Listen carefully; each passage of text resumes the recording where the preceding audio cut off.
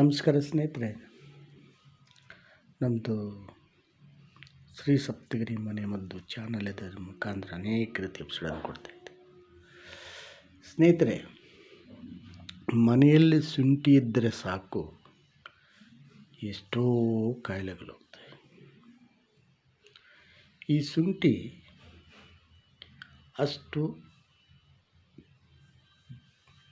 ದಿವ್ಯವಾದ ಅಂಶಗಳನ್ನು ಹೊಂದಿದೆ.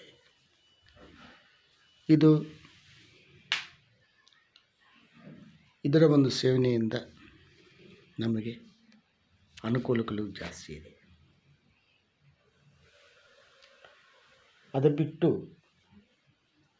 ನಾವು ಆಸ್ಪತ್ರೆಗೆ ಹೋಗಿ ಅಲ್ಲೇ ಟ್ರೀಟ್ಮೆಂಟ್ ಎತ್ಕೊತೀವಿ ಅಂದರೆ ಅನಾನುಕೂಲಗಳು ಜಾಸ್ತಿ ಇದೆ.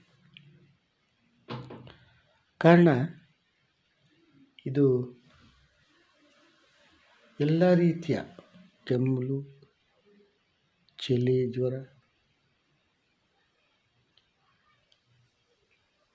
ವಾಕರಿಕೆ, ವಾಮಿಟ್, ಜೀರ್ಣಕ್ರಿಯೆಗೆ ಇತ್ಯಾದಿಗಳಿಗೆಲ್ಲ ಇದು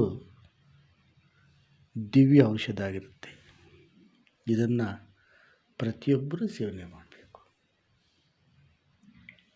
ಯಾರು ಈ ಶುಂಠಿಯನ್ನು ವಿವಿಧ ರೀತಿಯಲ್ಲಿ ಅಂದರೆ ಬೇರೆ ಬೇರೆ ಅಡುಗೆಯಲ್ಲಿ ಬೇರೆ ಬೇರೆ ಇದರಲ್ಲಿ ಯಾರು ಮಾಡಿಕೊಂಡು ಸೇವನೆ ಮಾಡ್ತಾರೋ ಅವರುಗಳಿಗೆ ಅನೇಕ ರೀತಿಯ ಕಾಯಿಲೆಗಳು ಹೋಗ್ತವೆ.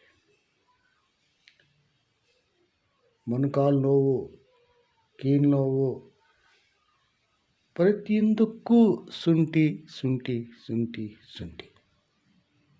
ಈ ಶುಂಠಿ ಅಷ್ಟು ನಮಗೆ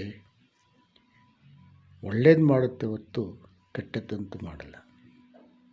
ಅತಿ ಹೆಚ್ಚು ಪಿತ್ತ ಇದ್ದಾಗ ಶುಂಠಿ ಶಮನ ಆಗುತ್ತೆ. ಶುಂಠಿ ಸೇವನೆಯಿಂದ ಅದು ಶಮನ ಆಗುತ್ತದೆ.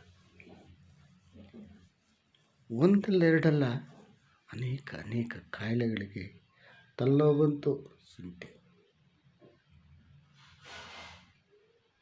ಮೂಗಲ್ಲಿ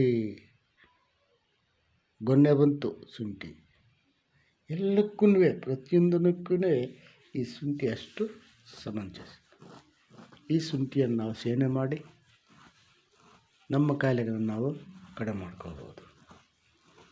ಈ ಶುಂಠಿಯಲ್ಲಿ ಒಂದು 20-30 ಎಪಿಸೋಡನ್ನು ಮಾಡ್ಬೋದು, ಅಷ್ಟು ಶಕ್ತಿ ಇದೆ ಈ ಶುಂಠಿಯಲ್ಲಿ. ಸ್ನೇಹಿತರೆ, ಇದನ್ನು ನೋಡಿ ಲೈಕ್ ಮಾಡಿ, ಶೇರ್ ಮಾಡಿ, ಸಬ್ಸ್ಕ್ರೈಬ್ ಮಾಡಿ, ಎಲ್ರಿಗೂ ಮುಟ್ಟಲಿ, ಎಲ್ಲರೂ ನೋಡಲಿ, ಪ್ರತಿಯೊಬ್ಬರು ಅವ್ರ ಮನೆಗೆ ಅವ್ರಿಗೆ ಒಯ್ತಾರೆ. ನಮಸ್ಕಾರ ಸ್ನೇಹಿತರೆ.